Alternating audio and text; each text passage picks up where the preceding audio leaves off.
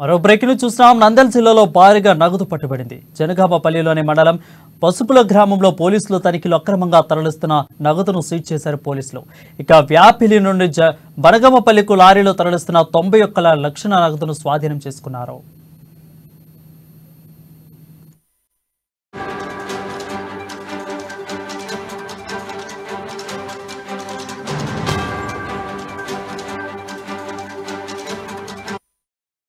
Breaking చూస్తున్నాం. నంద్యాల జిల్లాలో భారీగా నగదు పట్టుబడింది. బనగాంపల్లి మండలం పసుపుల గ్రామంలో పోలీసులు తనిఖీలు అక్రమంగా తరలిస్తున్న నగదును సీజ్ చేశారు. ప్యాపిలి నుండి బనగాంపల్లికు లారీలో తరలిస్తున్న 91 లక్షల నగదును స్వాధీనం చేసుకున్నారు పోలీసులు.